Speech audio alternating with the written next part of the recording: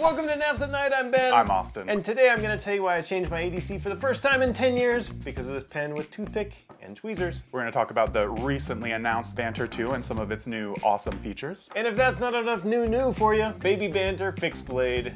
Let's go! Let's go! Let's go! Let's go! And let's jump into the news. Ben, you changed your EDC. What's going on? I don't know if this is actual news, but here's the deal, guys. It's news. I've spent my entire life, I don't even remember when this happened, probably middle school. I became a Bic Crystal man. I love it. I love the way they write. Okay. Anything else besides the way it writes? The cap I use as a toothpick because I'm a disgusting human being. It's plastic. It's good. So every time I would post a video or a picture of my EDC, people would be like, Ben, your pen game is garbage. Mm-hmm. Like, upgrade your pen game. And so I tried. And you told them, I spent upwards of 20 cents on this bad boy. I know. And if you lose it, no big deal, all the things, right? But what happened is I connected with the guys at Big Idea Design. The best. They're huge pen guys. And they're like, here, try a pen. And I was like, okay, I'll try a pen. And I tried it. I tried like pens and cartridges and all this different stuff. And I always went back to my Bic Crystal. So when I was there in June, I was like, guys, what if we combined your pen prowess with my 13-cent pen? Let's go. And made a pen. And so what we came up with is called the Sancho pen. Sancho pen. So because you lose your cap on this thing, so it comes in brass and titanium, you lose the cap. There's no cap. It's a twist pen. It's a twister, yep. I put a toothpick in there. No way. And what is a toothpick without tweezers, folks? It's like two peas in a pod. You can't have one without the other. You can't. No. So in classic sort of Swiss Army fashion, we put toothpick and tweezers in this thing, and it takes... Yeah, how does this thing write? Okay, it's just stupid. It's great.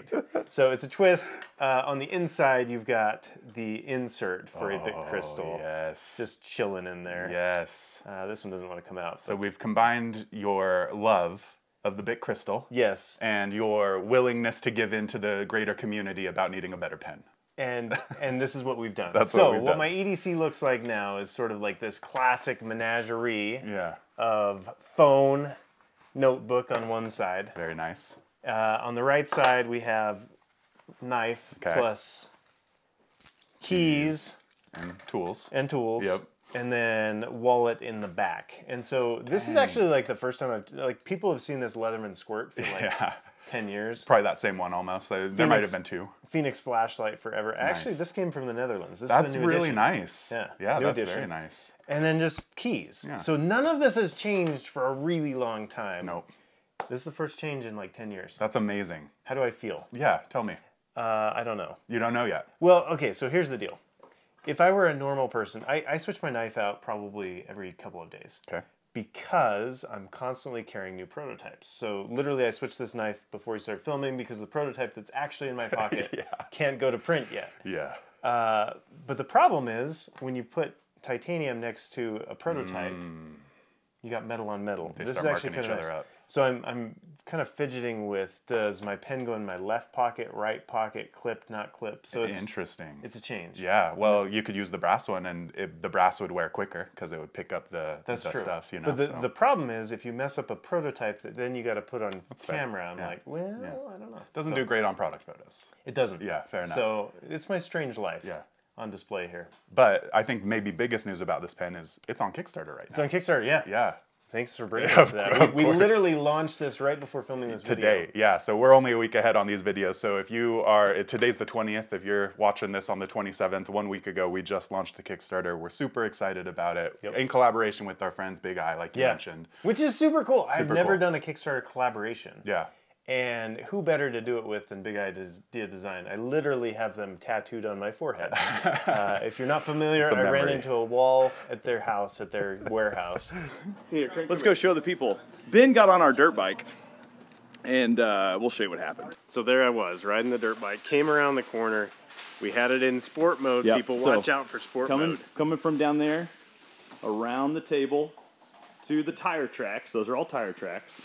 And then my tire track veered off, and that was the scene of the accident. Oh. And ended up with, how many? It was 11 stitches here and 5 in my arm. Amazing. I was riding a dirt bike. in their warehouse. In a way, every one of you that's out there backing this Kickstarter gets a little drop of Ben's blood with you in this knife, in a way. Literally, like, so the day after the hospital, I'm sitting in their office, like, because we were headed to Blade Show, but in the morning we were just kind of chilling or whatever. And I'm like, guys, what if we did a pen? What if?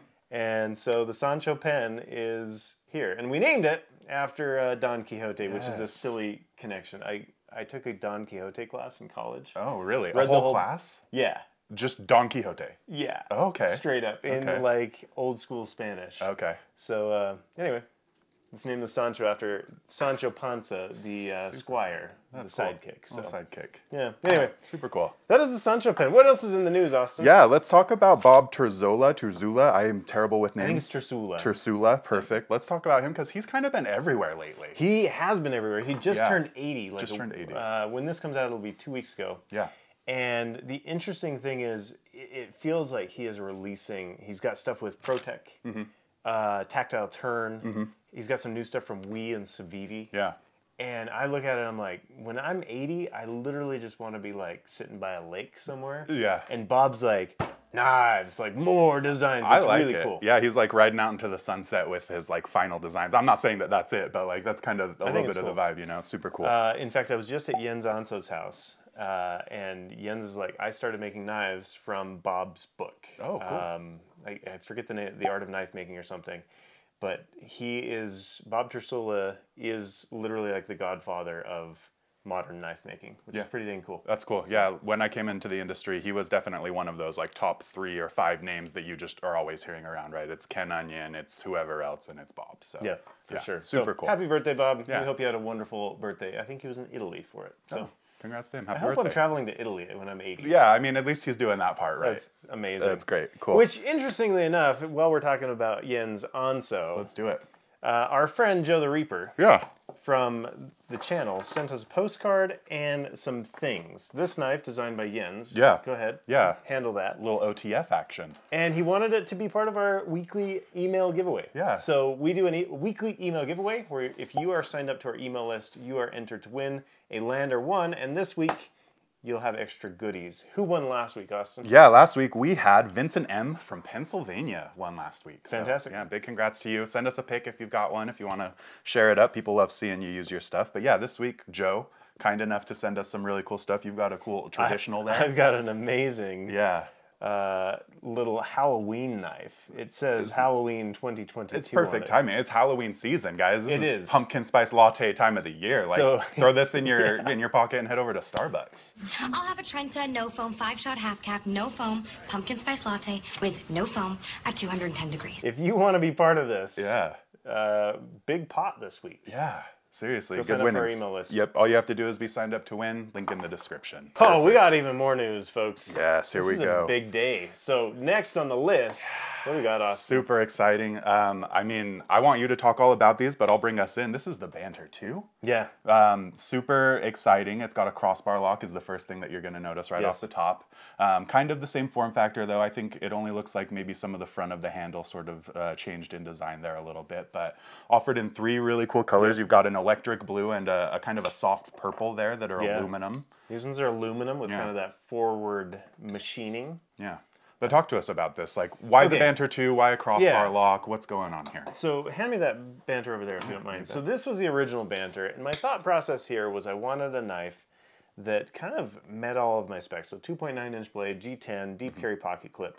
When I originally drew this knife, it had a crossbar lock on it. So 2019, I think 2018, right around there, the Benchmade patent for the Axis lock had expired. And so it was free season. Well, I submitted it with a crossbar lock, and we was kind of skittish about like, is it, isn't it, ready to go, not ready to go. And now they're like, let's go. So these are some of their first crossbar lock knives, and that's, I think, probably the biggest feature on this thing is it sort of goes back to exactly what I had in mind. Yeah.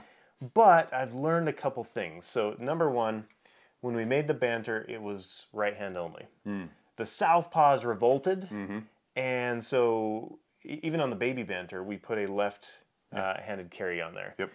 However, then people complain that the left-handed carry, if you don't mind on the baby Banter there, this one doesn't have a clip filler. And so the people revolted again. They wanted a clip filler. And so we threw a clip filler on there on the Banter as well. So basically we took all the same design cues that the Banter had, upgraded the things. It still has 35VN. The other thing that we changed is this shoulder right there. We had to change that a bit. You can see it's rounder on the Banter 2. And the reason for that is when you do a crossbar lock, you end up with kind of this wonky shoulder, because that has to line up with the crossbar on the back. That's the locking mechanism. Well, I don't like it when there's a notch there. I do my best to avoid the notches. And so we kind of rounded it out just a little bit. Just a little design thing, but it's fun because we're on year 4 of the Banter. Wow. So Time flies. We're in it. That's cool. We're way in it. And then another interesting thing, we changed from barrel spacers to an aluminum backspacer. Yep, or on this one, it's your micarta there. Yep, micarta. And on the micarta, we actually milled it. There's a texture on there. There's the same forward milling texture as on the other ones. Yeah. So kind of fun. It's fun to me to continue iterating and developing product in ways that's interesting. I like the full circleness of this, right? Like you said, it was your initial design. It's kind of what you had in mind for the Banter originally. And I like what you said about it too. It's also that little bit of a CQI, right? A little, what is that? Constant quality improvement. That's a Spyderco term, Constant quality improvement. So yeah, we are always looking at these, trying to better ourselves, trying to better our product. And Ben put that into this, and I think it turned out great. These are really, really smooth. I know you guys don't have a chance to handle these just yet, but they are crazy, crazy smooth, great action. I just noticed this, the lanyard hole. It's a beast, man. Oh, it is a bit bigger, isn't it? It's probably like 1.5 millimeters wider. That'll take that 550 easy. Yeah, like, you can do a 720 there you go. paracord there you go. on that All sucker. the strands. Nice. Anyway, so Super it exciting. is new product season, and it's fun because I kind of get to think about these things for years, and then we announce them. Next on the list. Yeah, let's keep rolling. We got more more banters. So one thing I've had people ask for is a fixed blade. And so we did the Lander 4 fixed blade, but at the same time, sort of parallel development was doing the Baby Banter fixed blade. And you can see these next to each other. We'll line them up there.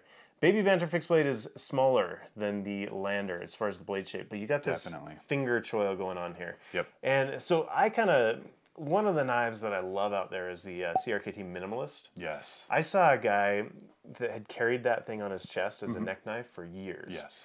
But the thing I've never loved about it is it forces your fingers into a certain grip. Yeah. The Baby Banter is a little more neutral. And so I said, what if we took the Baby Banter, stuck it in a Kydex sheath, and made it so it's easy for neck carry, waistband carry, however you want to do it. Yeah. We designed it to work well with ulti clips, so I think this guy has an ulti clip. Yes, this is double clipping it. It's a new thing. There you go. Double clip Ultra secure. Ultra secure. So ulti clip, and then that ulti clip doesn't come with it, but it does come with the belt loop. So I basically wanted to take a knife and say, how do we make it a fixed blade? So talk to me about, I have 2 questions here. Number one, let's start with the forward jimping on this bad boy. So there's jimping right up near the tip. Talk to me about that. So I originally didn't design it that way. When the first prototypes came in, I was like, wait a minute. Everybody knows I like to get my finger to the end of the blade. This one seemed really logical if you were using it as a hunting knife, as a caping knife. It's nice to know exactly where your finger is, hold your finger on there. Right. So we tried it. It's different. Nice. I've never done that before. And aesthetically, I hate it. Oh, really? See, I actually like it. It catches my eye because I can see them from far away, right? You can see the jimping on there, and it's like, oh, there's something going on at the tip. I do not like it at all. However, a few of the people that I handed it to were like, what if you put forward jimping on it? I was like, I'm open to that. Cool. So, right kind on. of fun. And then how about the lanyard as well? Yeah, so if you hand me that little Baby Banter again. Of course. So when I was designing it, when you design a fixed blade versus a folder, you have to have room for the pivot up in here because it's folding around that. So there's extra length in the handle that has to be there. So the blade length on this thing is the exact same as the Baby Banter, but I cut down the end by about 1/4 inch. And my thought process there is this is a 3-finger knife through and through. But where does your 4th finger go? So we threw a fish knot on the end of that. So if you're carrying it in pocket, it's easy to draw, and you've got your finger just chilling there. So super cool. Yeah, extend that grip a little bit, and like you said, if it's in your pocket, you got something to snag on there. And if you don't like it, cut it off or unwind it, whatever you want to do. Throw a bead on there, however you like it. But make it your own. Yeah, for me, it's like I'm constantly looking at things and saying, how do you change it? How do you evolve it? How does it become new and interesting? Really cool. Yeah. I love it. Thanks, man. Fun new product. Appreciate it. Sweet. Let's keep rolling here. Do we have more stuff? Desert Holy Scape, smokes. baby. Let's go Desert Horizon. I love this. Okay. Yes. So our friend Alan does a whole bunch of laser stuff. And so Alan was like, dude, what if we put a Desert Scape on the side of a Lander 2? So we did it, and we threw some lucky horseshoes on there as well. Super fun. So this is an Alan Madoran design on a Lander 2. I think we have a fancy name for it. What's the fancy name? Yeah, it's the Desert Horizon Lander 2. Desert Horizon. Yeah, so those are available as a pre-built only, so you can only buy it as a knife currently on the website. So head on over and check them out. While we're here, Yeah. can we mailbag just a little bit? Let's do it. Why not? Lander 2 has jimping Yes. across the spine here. Yes, I'm excited about this. And the people have asked, why does the Lander 3, in fact, we have a comment. Let's see if we can find it. Yeah. I have a question. I love my Lander 2 and 3, but recently had to order a Lander 1 for one reason only. I love the size of the Lander 3, but there's no gimping on the spine. When I saw the Lander 1 has this feature, I had to have one. Why no gimping, fellas? Anyway, that's my 3 cents. Can't wait to get my Lander 4 in January. Keep up the stellar work, boys. I will say, this is not the first time that someone has asked me, why does Ben hate jimping? So I want to hear. Do I hate gimping? I mean, either, however you want to say it, do you hate it? No, so here's what happened. Lander 2, we were like, let's jimp it all over the place. And then Lander 3, there's a little bit of a design challenge because it's thinner. And so you have to have this thumb stud right there, and you end up with a really thin... Like if you're going to put jimping on there, it's going to underlay underneath the thumb stud. These are design trade-offs, right? If you want a thin knife, you got to have a thumb stud, and you're going to have that jimping on top. And we just said that looks funky aesthetically. Got it. And so we pulled it. However, if you'd like jimping, I have a theory that you could Dremel some in there. But I also had a theory this morning. You want to hear? Yeah, please. I went to Harbor Freight. Okay. I bought some of these kind of rat tail file things going on.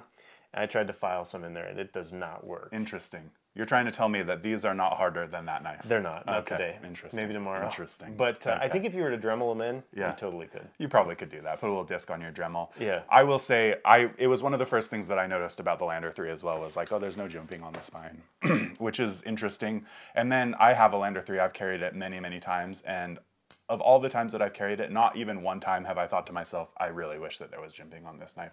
Yeah. So I thought that I needed jimping on all of my knives, but in practice, that has maybe not been the case. Did you need some gimping? I might have needed some gimping, and maybe that's where I went wrong, is I was trying it with a J and it wasn't working out. I think there was, a long time ago, Nut and Fancy made a patch that said, needs more gimping. He did. He's a jimping connoisseur. Yes. So, cool. Sorry, Nut. Sorry, not sorry. Sweet. Well, that's it for the news. Let's jump into the Moon Crew moment. Let's do it. Let's do it. What's on the list today, Austin? First, we're talking about Chase K here, and he did maybe one of the coolest things we've seen in the Moon Crew so far. He made his own bronze washers for the Lander 3. I love it. Yes, he literally is a fabricator of some kind, and he even had posted pictures of like his sketchbook with his drawings and his dimensions and stuff like that, and he created his own washers here. He said that I remember he said that the bearings were good, but he preferred washers, and so he just made them himself. Do you think he could put some jimping on his knife if he wanted to? That seems like a man who's probably capable of putting some jimping on his knife. Yeah, I think he can handle that. Love it. Yeah. Next up from the Moon Crew, we've got AP Vibes, and they have we've got a new lady in the Moon Crew, and she has named her Sendy. Celine. And I believe the full name is Celine Dion. Do you know what I need right now? Tell me. I need Jamie to sing some Celine Dion for us. Jamie, would you mind? Not gonna happen. Come on, Jamie. Oh, amazing. Jamie actually has a really good voice. He's quite the singer. He sounds just like Josh Groban. Or Celine. Whoever he wants to sound. I've heard him sing a little Titanic in his day. Yeah, pretty good. Do you name your knives? Have you ever named a knife? I've named a lot of knives, but not like... Yeah, like a pet name for a knife. No. Okay. No. What about cars? Are you a name of your car person? You know what? Okay. What's your truck's name? My truck doesn't have a name, but our car is named Nanny Hoobie.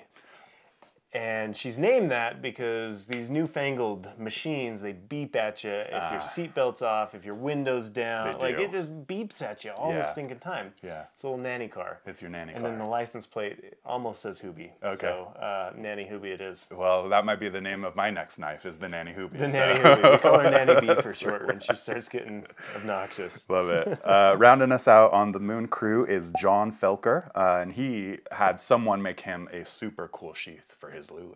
Ooh, that's nice. In pocket sheath. Yeah, that's an inside of your pocket leather sheath. What do you think about in pocket sheaths, Austin? I am actually super pro. I don't have any. I don't actually have a lot of experience with these, but I think that they're really nice. I personally, one of the reasons I don't carry more fixed blades is because they tend to stick out a little farther because you're carrying them on your belt or whatever. So I don't love that as much. So this is a much easier way to hide it in your pocket. It kind of is more like a regular folding knife, and I actually really like it. Yeah. We're working on one. Yeah, we're excited about that. I've never carried one, actually. Yeah. I'm looking forward to trying them out for sure. I think it's an interesting way to do it. Leather obviously is going to take up a little more space than Kydex sometimes. Yep. But I love seeing when people are making custom stuff for our stuff. It makes me happy. Seriously cool. Yep, and that's what we're all about here. Next on the list, we have the ShipShape Sharpening Shop. But before we go there, we have a comment from a user, from a customer. It's always funny to see Ben in the sharpening shop. Since at Blade HQ, he always said he never sharpened his knives. Just bought a new one. That may have been true back in the day, but when we hired Keith, the sharpening Willard, he one of his first ways of getting up to speed on the sharpener was to sharpen all of Ben's knives. So Ben doesn't need a new knife these days. I hired a guy and bought a machine. He's graduated from buying a new knife to hiring an employee to do it for him. Let's go to the ShipShape Sharpening Shop. Let's go. Here we are at the ShipShape Sharpening Shop, where I have two knives that are here for sharpening. First of all, I have a Bear Ops little auto. It's probably seen better days. I think the lock on it doesn't work anymore, but interesting little design here. Also, missing a screw. These things happen. If it were a Knafs knife, you could get the screw on the website. Just saying. And then we got a Benchmade Mini Barrage. One thing I think is really interesting about this one is it is not an auto. It is a spring assisted. And the difference is autos open with the push of a button or the slide of a mechanism. So you could have the exact same spring in there, but when you open this with the push of that thumb stud, it is not considered an automatic, which is a fun feature that Ken Onion discovered when he came out with the, what is that mechanism? Speed Safe. Thank you, Jamie. Speed Safe for Kershaw. So basically, Ken read the law and he said, this is how we get around the law to make it a spring assisted, not an auto. Thank you to Ken.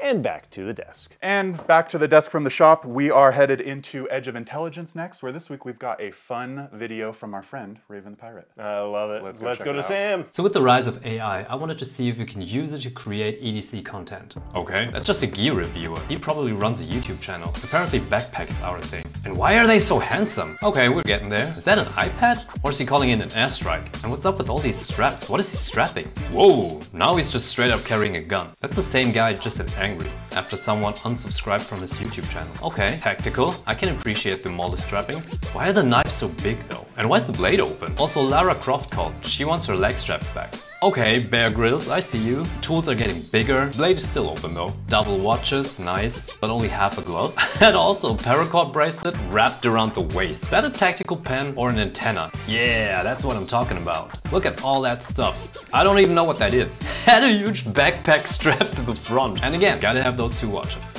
We found him. That's EDC's final boss. We found the rest of the other guys below. He just cut it open to use it as a pouch. AI is taking over. So Austin, what do you think about double watches and carrying your knives open? How did you know that I was going to catch the double watch immediately? That was like one of the first things that I caught was the double watch on that dude's arm. I want to see Sam's prompts. Yeah. Like, give him more tactical. Yeah. More watch. I think my entire vibe of the AI, like, influencer that he's kind of creating is I'm very put off by it. It's very weird for me. I don't know how I feel about digital coming so far into the trustworthy human space. You know, like that makes me a little nervous. Great gag though, great joke. Would you wear two watches? Of course. And have I? Yes. Would you left and right hand it, or would it be just no chance I would do it double on the same wrist. That's going to be one on each for sure. I need my Apple Watch on this hand and my G-Shock on this hand. I love it. Yes. Let's go to MailBox. Let's do it. We got a couple comments this week. Yes. Somebody asked, Dylan Lay. Yeah, he asked, how do you decide to make a knife as a Knafs branded knife that is OEM'd by another company versus making a knife under a brand such as We and Civivi or MKM? It's such a good question. I brought out a Sendy to show. So it really goes to capability. Mm-hmm. So for instance, the Sendy, I had this idea of toothpick and tweezers with an inline flipper. I didn't know how to do that. Yeah. None of our OEMs knew how to do that at the time. And it's like, cool, we and Civivi could totally figure this out. Yeah. And so for me, it's almost like what fits the manufacturer. I like to pair things with people that I know can do those things. So for me, it's mostly a matter of like, okay, what do we need at Knafs? Cool, we need a fixed blade. Sweet, Kaiser can make that for us. Lander for fixed blade. But at the same time, it's like, all right, baby banter fixed blade. Of course, that's going to go with Wii and Civivi. Yeah. But I look at it from the perspective of like, where could this live easily? The Yipper, for instance, MagnaCut is not readily available in China at this point. Yep. And so I was like, well, what if we did that one in Italy, where it is available? So it really comes down to capability and materials. Where would it fit best? I think that it's a fun, maybe this is a fun way to put it, like the Sendy wouldn't exist without us being able to utilize Wii and Civivi's capabilities, right? Like I would have never stuck with it. In fact, I abandoned the project 3 or 4 times, even with Wii and Civivi, because it was a hard one. Yeah. Just a lot of engineering stuff that had to go into this one. Yeah. So. We're grateful for partners that can help us get that kind of stuff done. Yeah, absolutely. Super cool. Next comment here from Robert Greer, calling the Wii vintage hurt my new hip replacements. I didn't even recognize that I called it vintage in that video until I saw the comments coming in. I'm sticking by it though. It's old enough, I think now. I was like single digits of age when I had my first Wii. I'm 33 now. So it's vintage, but I totally feel that same pain. I love it. I get it. Also in the mailbox this week, it's worth noting, I was in Europe last week. Yes. I went to Knives and Tools, I went to Knife Lounge, and I brought back some treasure. I don't know, man. I'm so excited for this. We're gonna go on a field trip first to Knives and Tools, and then I'll show you the treasure that I got from the event. What is up, guys, and welcome to the Netherlands. We are here at the Knives and Tools Have a Knives Day Festival. Let's go!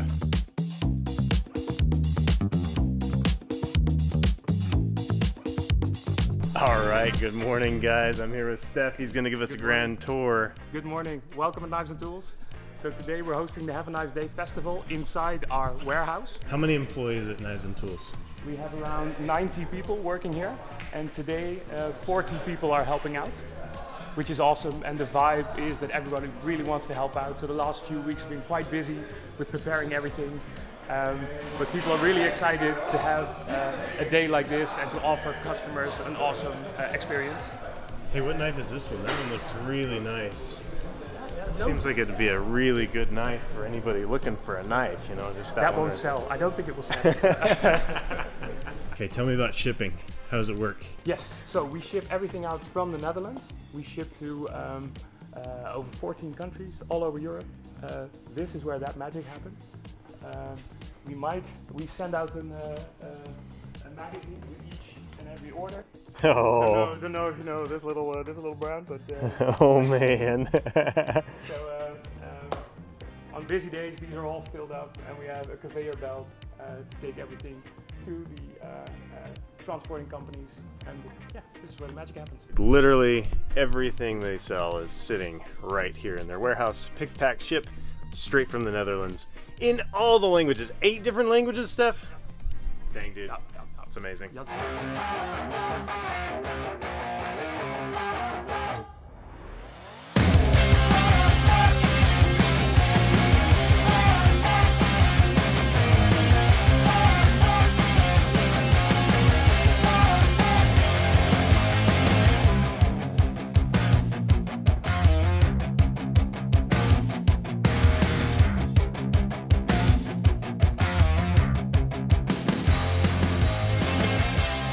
And there you have it from Knives and Tools in the Netherlands. Huge shout out to the entire team here for having us. This was an amazing event.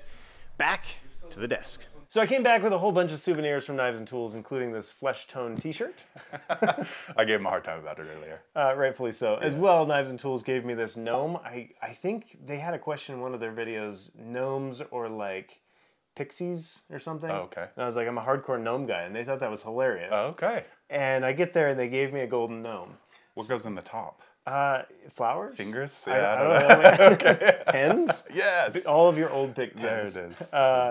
But I took this thing and took pictures all over Europe and sent them to Steph with the golden gnome. I'm like, dude, if you're going to give me a golden gnome, you're going to get pictures. She's going to travel. I love it. That's cool. What else did you get? Okay, so after the Netherlands, we went to Denmark, and Kenneth picked me up. He gave me an Everyday Carry Denmark mug. I'm an honorary Danish member of the Everyday Carry group on Facebook. Congrats. Whatever it is. And then I went to Hamburg, Germany, where Maxie gave me a Knives and Coffee mug. So I am enamel mugged out. You're set up for your next camping adventures. And then somebody, I showed them the Sancho pen, and they gave me a Bic pen in return. This is crazy. A metal crystal aluminum. Yeah, that's cool. Not titanium, but no, you can could never be. That doesn't have toothpick or tweezers in the handle. No, it could never have that. And then this was another cool thing from the Netherlands. Oh, what do we got in there? One of the guys in the Netherlands military gave me a Victorinox multi-tool. Cool. Like military issue with a premium leather case. That's a cool pouch, yeah. This is a cool little piece. I don't think that I knew that Victorinox made this big of this plier sort of multi-tool. He just like handed it to me. That's really cool. And then one of the highlights for me was meeting Martin from DBK, Dutch Bushcraft Knives. If you're not familiar with them on YouTube, I feel like we need to roll some pan smashing footage over what I'm saying right now. They're good times, those guys. Martin and Mickey are a hoot. They're good times. You talk about two people who have done a ton on YouTube, and so for me, meeting Martin was fantastic. That's a really cool gift too. I love a good old school Zippo like that, all engraved. Very nice, very nice. I'm not much of a Zippo guy, but this is the first in what could be many. It's going to look great on your desk. Yeah. Awesome. In my collection. So that's right. A few treasures from Europe. That was such a cool trip for me. We'll have more field trips to Jens Onsto's shop, Knife Lounge, as well as Daily Customs Shop in Germany. So watch for those coming out soon. And we're on to bottom of the barrel. Bottom of the barrel. Let's hit it. So this week, bottom of the barrel, we have got the Knafs aluminum ruler. 6 inches. It's a big old 6-incher right there. And it's got your classic, what do we call these? Your angle finders. Yeah. Yep, your angle finders. Which, let's be honest, guys, like the angle finders are not like science. Give us a little quick how-to on how to use this. I mean, I can do my best here, but my understanding is that you kind of you try to line these up and find which one matches the angle of your sharpened blade, right? Yes. Here's the deal, though. Like most knives are between 17 and 20 degrees because they're hand sharpened. Some people will take them lower to like 14, 15 degrees, but this is not going to get you down to single degrees. I think the big thing with this is like if you're sharpening an axe, if you're sharpening a knife, this gets you in the ballpark of the factory setting on it. Gotcha. But honestly, I like that. I don't think I've ever used the angle finder. Yeah. However, I use the ruler like crazy. Oh, in fact, it sits in a little coffee cup on my desk. Yeah. And I use it all the time because we're measuring things, we're trying things, we're doing things. In the building at Knafs, it's got to be, I was going to say second most used tool behind the driver, but if you count all of the knives, it's the third most used tool behind all of that stuff. But we use these, all of us have one of these on our desk. We measure everything all the time. We're doing specs, we're doing whatever. And interestingly enough, circular story, the titanium ruler was my first Kickstarter in 2020. Yes, it was. Kind of a fun, like, here we are making pens, there we were making rulers. Look at that. It's kind of fun. Yeah, full circle. It is. Love it. Right on. And that brings us to Fresh Prints. Fresh Prints. Let's go. I feel like we need a song for Fresh Prints. There needs to be some, like, maybe someone can make us an AI song of Fresh Prints. I think it's like a Nintendo song, like Fresh Prints. That's actually Sega. Okay. It should sound like you know when you turned a Sega on back in the day? Okay, now I know what you're talking about. It's like Sega. Is that a vintage console? Yeah, I'd say Sega was. Got it.